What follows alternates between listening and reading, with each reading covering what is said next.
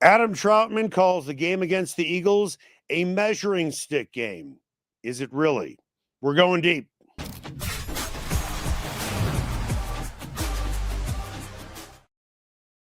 One thing that I've learned, how's the Adderall? How's the Adderall working out for you?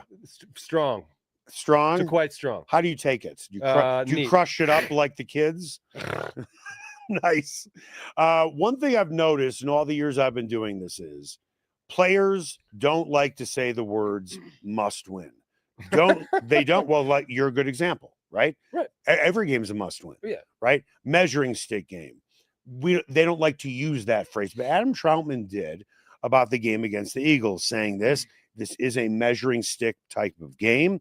You want to show that you belong, not necessarily show the country or the fans or other teams. You want to be able to show yourself that this is a measuring stick game and to prove yourself with everything that you've done in the offseason, preseason, training camp, so on and so forth, and that you're doing it the correct way. Do you agree with Adam? I do, yeah. This is the Super Bowl champions. This is, as of now, the best team in the world. Right. And it's going to be a real test going in their backyard. The Broncos have had they've been on the road twice, and one was in Indy against a team that nobody thought was going to be very good. Right. And one was in L.A. Yep. That's not a home field crowd. Nope. You're going into hostile territory here. Yep. It's going to be a bunch of crazed fans who were praying for your downfall and calling you all sorts of names when you come to the sideline and really into the game in ways that probably didn't happen, especially in LA. Not only that, this is a very good team who knows how to win close games. And if you want to be the best, you got to beat the best. I agree that it's a measuring stick. I'll tell you something interesting about the Eagles. Have you looked at their stats? And I understand stats do not win games. Okay. Right. Did you know that this team is averaging offensively 251 yards a game? Saquon Barkley is averaging 3 yards a carry. Yeah. Jalen Hurts is averaging 150 yards passing per game. Right. Yet they keep on winning and they keep on beating really good teams. They just took care of the Buccaneers. Before that, it was the Rams. They were down to the Rams 26-7. Yeah. They beat the Chiefs before that, beat the Cowboys before that. All, by the way, one-score games. Yeah. When I look at the stat sheet of the Eagles, I'm like, how is this team winning games? And my answer is they know how to win. You make a mistake, they make you pay. Yeah. They don't hurt themselves. And that's something that the Broncos still haven't learned how to do, yet statistically, they are better than the Eagles. Yeah, like you said, stats don't really matter. And that's why, the stats, the unfavorable stats for the Eagles, despite the victories, gives me pause as a Broncos fan, because what happens when they do unleash the offense? They're not going to be a horrible offense forever. Right. Something isn't clicking for them. Obviously, A.J. Brown's having some issues. He's taken to Twitter after a game. Never good when a receiver takes to Twitter after a game to voice his frustrations. Is it better to go to Twitter to voice your frustrations, or when somebody asks you a question, you mime it like Shedeur Sanders? Neither is good. I think Twitter's probably less childish and lame, if that's possible, than what Shedeur Sanders did. Right. That was just, to me, unacceptable. If I'm his coach, I'm like, what are you doing, man? What are you doing? Right. Grow up. You're the third string quarterback. Grow up. That's what I would tell him. But as far as A.J. Brown and, DeVonta Smith also not getting Dallas Goedert has 3 touchdowns, and he's the most potent threat you got right now. Jalen Hurts is really the guy you got to contain. Yeah. Right? He's going to run around. He rushed for 70 yards last game. He had 9 carries. How many of those were actually designed runs or just him getting out of the pocket? So you got to, and just deciding to run instead of throw it. So there's a scramble drill that happens when your mobile quarterback gets out of the pocket. And for a receiver, pretty frustrating when you see your guy moving, you run with him, you're open, and he just wants to run it every time, right? There's of course some frustration when you're a high-paid receiver, you want the ball. That said, hard to argue with 4-0, right? And so you remember the Eagles had some issues last year too at the beginning of the season. Now they didn't win all their games, but there was a lot of frustrations. People were calling for Sirianni's job. 2 years ago, they got off to a fast start and they collapsed. The trapdoor opened, and it was over. That's right. And the Niners went in there and gave them their death blow. I don't know if you remember that late in the season, because it was the Niners and the Eagles in this 2-horse race for the number 1 seed. And the 49ers went in there, and the way they were able to get that victory was so I was talking to Mike Shanahan a lot at the time because I was writing an article about him. And, he was sharing. How do you know Mike Shanahan? I met him at his restaurant. He actually owns a restaurant. It's a pretty good. Is that when he came to your table to give you the lobster mac and cheese? That's right. I said, my compliments to the chef. He said, I am the chef. There's nothing that he doesn't do. But I know what the game plan was for that game, or I know what the philosophical approach to that game was. And it was, number one, weather the storm, okay? Because these guys are going to come out, and the crowd and the environment, it's going to be intense. It's going to be not like anything you've seen, especially what we just talked about. The Broncos haven't seen anything like that. It's also because of the defense that they run with Vic Fangio, keeping everything in front of you. Yak yards are going to be very crucial to this game, okay? This game might be separated by a guy who takes a 5-yard hitch and takes it to the house, okay? So that's what I would be stressing if I was Sean Payton. We got to make something happen after the ball hits our hands. And also, they're going to wear down in the fourth quarter. We have an opportunity to put our foot on their throat late in the fourth quarter, but we've got to stay with it. Those guys don't want to tackle. Those secondary don't want to tackle late in the game. Now, they do have some younger guys now. Cooper DeJean, a good corner. He's leading the team in tackles. And he's white. Go figure. This is the first time in a very long time. 2 white corners in the same game? Yes. Wow. Isn't that crazy? And the Snow Globe Bowl? And they were both teammates at Iowa. Yeah. So both really good corners, playing at a high level. But you never want your corner to be leading the team in tackles. Correct. That's a bad stat for them. Right. So in spite of all this kind of funny business stat-wise, like you said, they've been able to find ways to win, and a couple of them were on last-minute field goals. And the Broncos were on the other side of that. Botched last-minute moments on field goals. And so the Broncos have a tall task ahead of them. Want to let you know this show is brought to you by Landmark Lincoln and the brand new Lincoln Navigator. If you are looking to go for a great test drive, go down to Broadway in Englewood and go check out Landmark Lincoln. It is a combination of luxury and power and fun, and you can see that ride right there. And who doesn't want to get behind the wheel of a beautiful ride like that?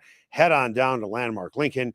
Again, you can find them off of Broadway in Englewood. Vic Fangio talked about Bo Nix, saying he's a lot like Baker Mayfield, and added, jokingly, I'm sure, I think he might be Baker's younger brother. Oh, okay. I don't know about that. Are you sure it was a joke? I don't know. Yeah. I mean, yeah, this is coming from, a guy who likes to stay home, and he said this publicly. He likes to stay home, make meatballs, and watch the Hallmark Channel. He said that publicly. Good for him that he's a metrosexual. And he gets a burger at Elway's. Crazy, right? And Mike served it to him, along with the lobster mac and cheese. I thought John Elway served it to him. Did they go to Elway's or they go to Shannon's? They went to Elway's. Oh. Yeah, that was at Elway's. Does it change your opinion of the burger over the steak at Elway's? Well, they probably went to Elway's because Elway was running the team. That's a damn tasty burger. You know what they call a quarter pounder with cheese in France? It's from Pulp Fiction. I know that line, but I don't remember it. Royale with cheese. You know why? It's because of the metric system, man. You know what they call the yard house in France? The 0.933 meter house. How long have you been thinking about this? Just reminded me of a joke I wrote. You wrote that joke? The yard house 0.933 meter house joke. Yes. When you wrote it, where did you perform it first? Or do you Right here. This is the first time it's ever been performed, and probably the last. I got a lot of jokes in the tank, man. Do you? Every once in a while, a conversation will lead me and remind me of a joke I've already written but never used. Right. And that's one of them. I have a good joke for you. It's a knock-knock joke. Okay, you start.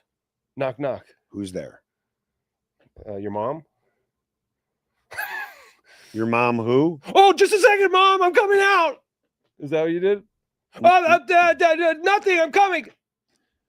How's the Adderall working out? Fantastic. Is Mayfield to Nix a great comp? Good comp. Yeah, I think so. Live arm, athlete, tough as nails kind of guy. Could pick up. I think Bo's a more mobile quarterback than Baker, but Baker will surprise you with his athleticism sometimes. I think that's maybe what he means. He's surprisingly agile, surprisingly tough. Both really strong arms. A little bit raw, fundamentally sometimes. But I think Baker Mayfield a couple years ago or has the longest recorded throw in an actual game on like a Hail Mary at the end of the half. And then last year, Bo Nix had the longest throw recorded in a game last season. So I can see that comp. We want Bo to have more success early in his career than Baker did. Certainly. He led Cleveland in the playoffs. And then it went south for him. So Bo led us to the playoffs last year. Correct. We don't want it to go this way and then have him get shipped out of town. If Nix's career mirrors Baker's and neither are over, was Nix the right quarterback for the Broncos? Well, no, because we want sustained year after year playoff appearances and success that leads you towards the Super Bowl. That's what we want. So is it a dig in theory on Nix? No, I think there's a ton of respect for Baker Mayfield around the league. Yeah. And what he's turned into, right? Mm-hmm. And his ability to adapt, persevere, learn. A lot of these quarterbacks, man, it takes them some time. They got to take their lumps. And that's the thing about quarterback play these days. They don't get a chance to do that. A lot of times you have a couple bad years and they forget about you. They move on. And Baker Mayfield has been, because he was the number one pick in the draft. A lot of these high draft picks get more chances than other guys do. Right. And he's been able to find himself in a good position playing some good football. I think there's a ton of respect for Baker Mayfield. So that's a huge compliment to pay to Bo. Broncos defense leads the NFL in sacks with 15. Quarterback hits, 41, lead the league in that as well. Pressure rate, 47% through 4 weeks. However, we didn't see that against the Chargers. Mm-mm. We didn't see that against the Colts. So, well, we saw it against the Chargers. They hit the shit out of Herbert.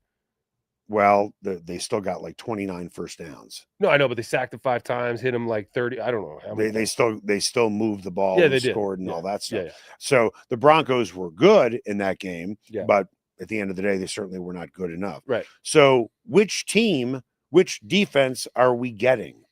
Because we've had 4 games, and in 2 games they have dominated.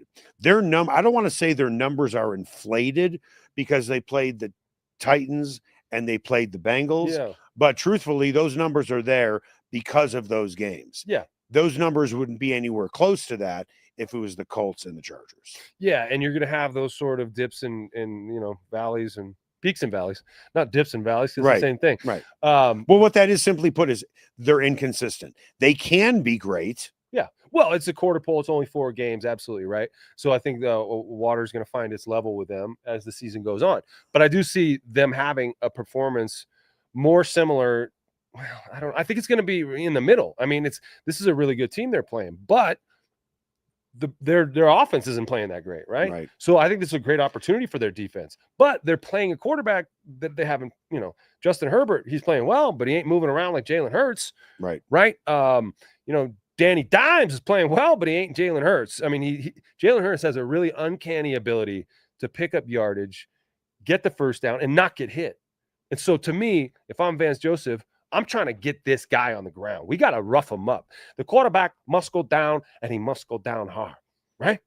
Right? Are you looking to knock him out? Al Davis. No, what do you mean? Are you looking to knock? Am I putting a bounty on him? No. Am I paying extra money if you get him out of the game? Am I twisting his nuts in the pile? Am I, breaking some? Are you? No, I'm not twisting his nuts. Why, are you doing other things? No, I'm not trying to get him out of the game? Well, okay, this brings up an interesting point about the game of football. Am I trying to make him feel pain? Am I trying to make him physically or emotionally tap out? Do I want to hurt him deep inside? Yeah, I do. Do I want to make him fold?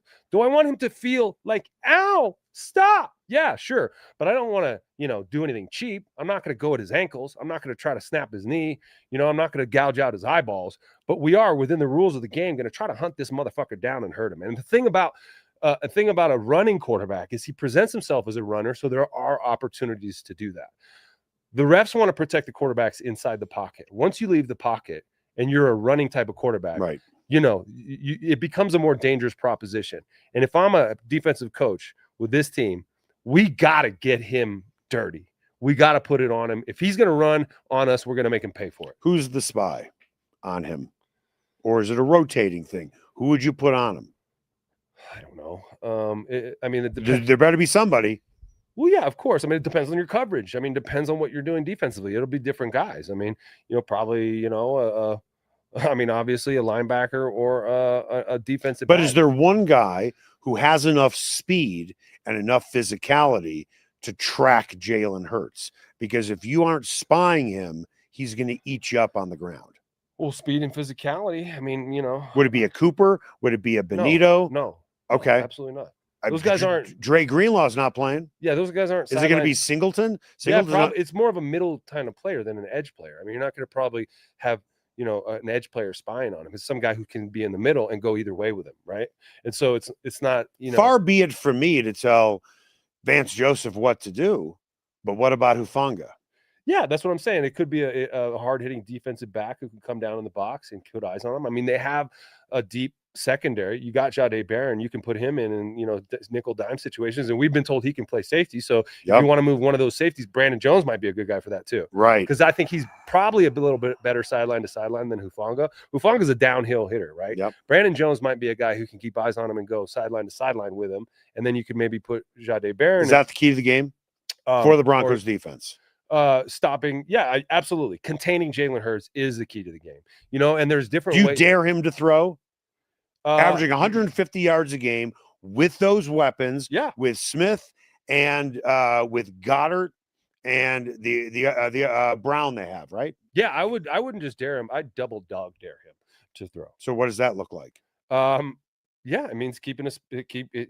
Well, there's different techniques. Like you've heard of the mush rush. Yeah, they did that on Lamar Jackson, daring him to throw a couple of years back here. I think Vic did that to him, and he still picked us apart here. So you got to be careful, like giving a professional quarterback the green light to throw. You still want to hunt him down, try to get him on the ground. The mush rush thing is like you push the pocket back, but you don't do a lot of twists and stuff. You maintain your integrity, and you just try to hold him in that pocket. I think that's dangerous because he is a professional quarterback. You gotta respect his arm talent, and the receivers that he has are pretty high level receivers. But the Broncos also have a pair of cornerbacks who proved, now granted, Jake Brown, he's not that good, but they have a pair of cornerbacks who proved with Surtain, who shuts down everybody pretty much for the most part, and then Moss. I mean, who would you rather face? Would you rather face Brown and Smith, or would you rather face T. Higgins and Chase? Yeah, both really good. I mean, probably, both of them top 5, top 10 groups in the NFL. I think you blitz him. I think you get, you collapse the pocket on Jalen Hurts. I mean, you got to get after him. I think you make things confusing for him. You shift guys around on the line of scrimmage. You disguise some of the things you're doing, but you got to bring heat. That's what I would do. I mean, don't let him sit back there and decide whether to run or pick apart your guys. I think you got to make him feel the pressure. All right. Once again, this show is brought to you by Landmark Lincoln and the brand new Lincoln Navigator. Go find Landmark Lincoln when you go for that test drive to drive that baby right there. Not Liv, talking about the automobile. See how much fun she's having in that car? I mean, just look at it. The power, the luxury. And I'm talking about the car. Landmark Lincoln. Go find them off of Broadway in Inglewood.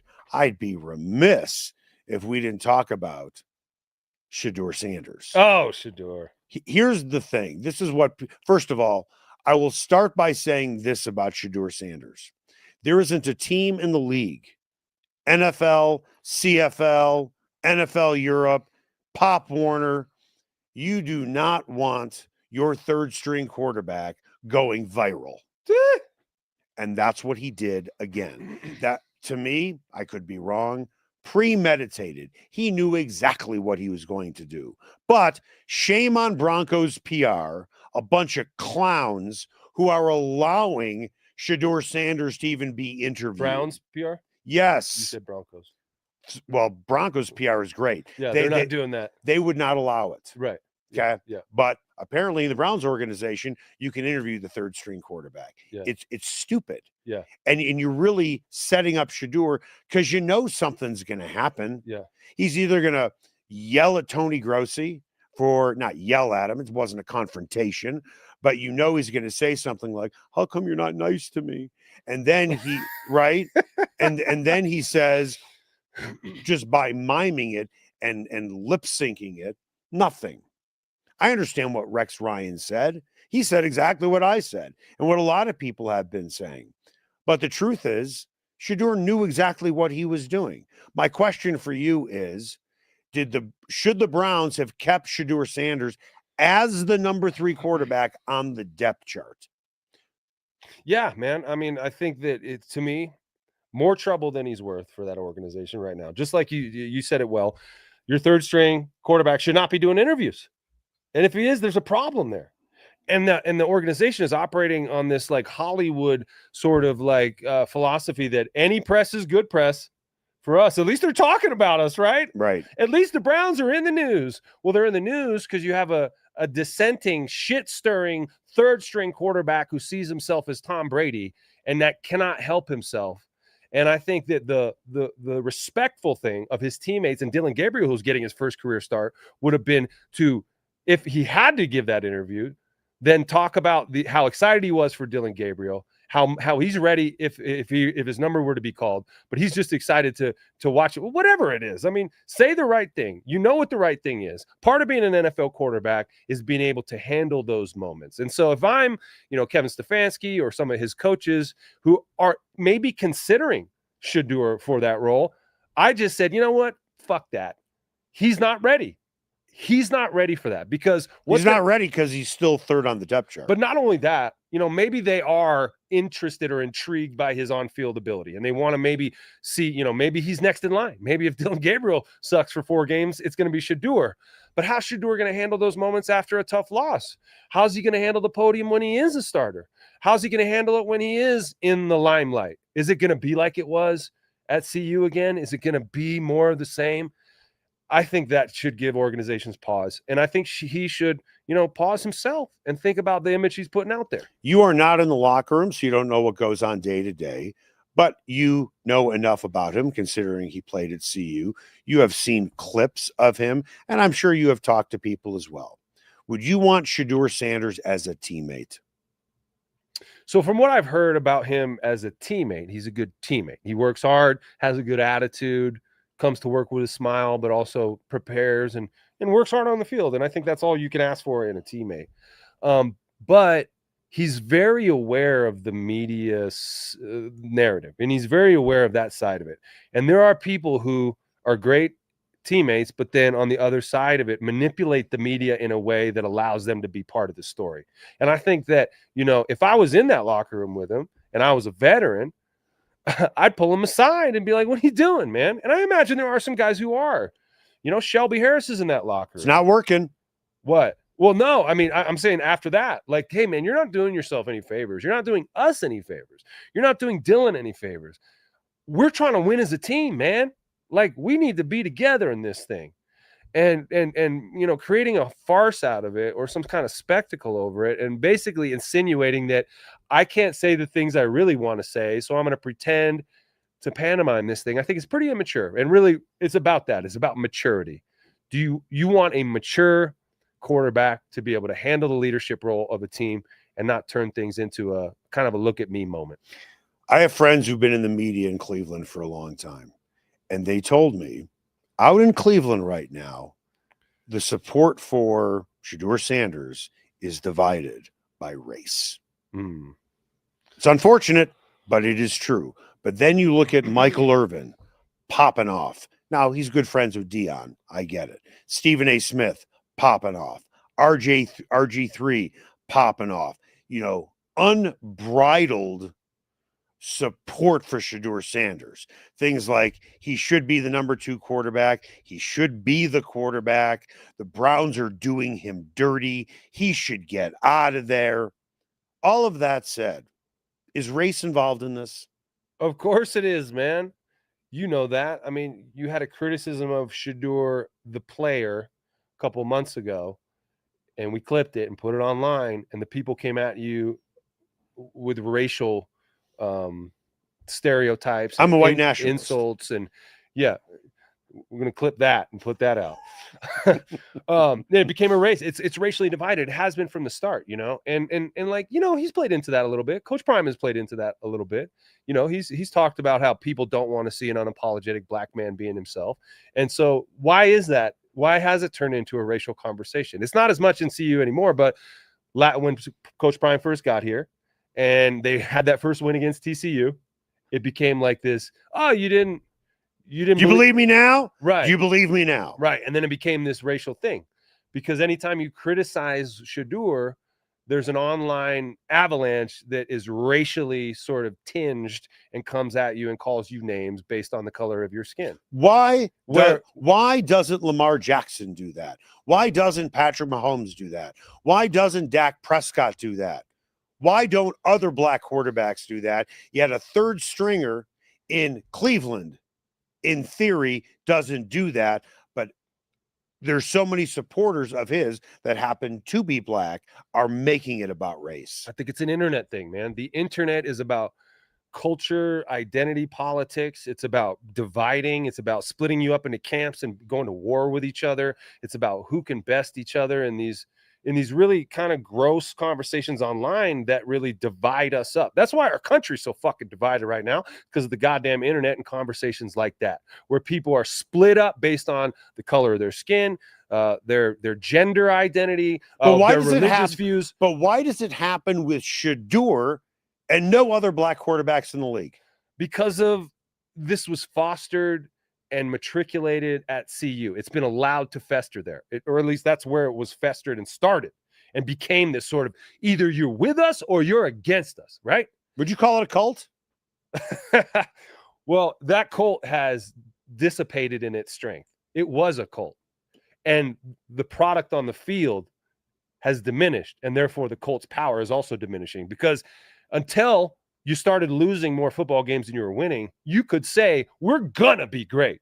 And if you don't believe us, then you're racist. But now you're not great.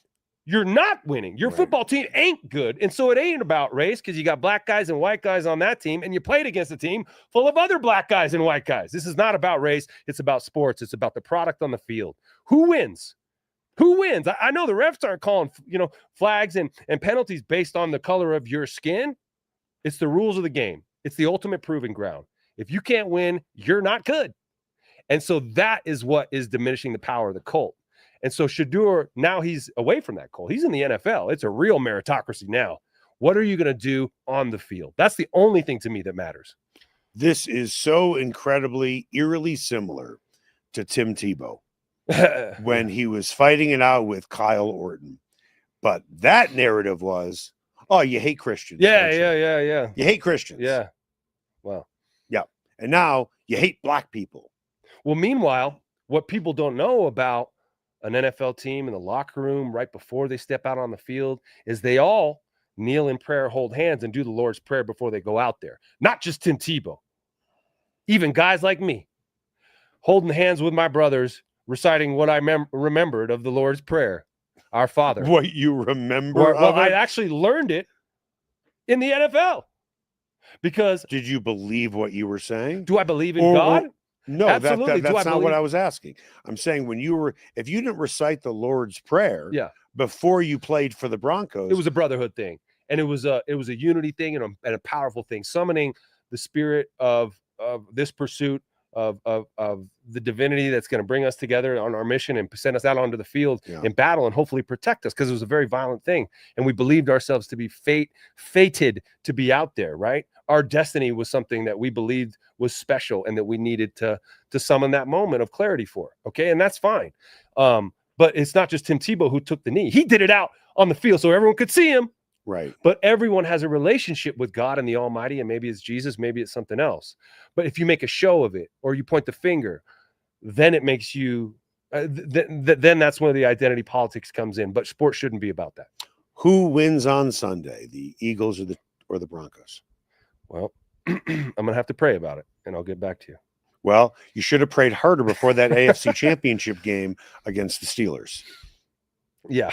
Why? No, Tebow prayed pretty fucking hard. I'm talking about, no, not Tebow against the Steelers. You against the Steelers in 2005. They're talking about Tebow to DT. Right. And his yardage, ironically, was 316 yards.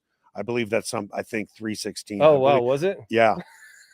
Did you know? Okay, you didn't know that? Coincidence. You didn't know that? So. No. Yeah, it's crazy, right? No, wow. So yeah, I think that I think the Broncos. So before I give you this answer, I think that had the Broncos gone into Buffalo last year in the playoffs and lost a really close game, they would have felt okay about that loss, right?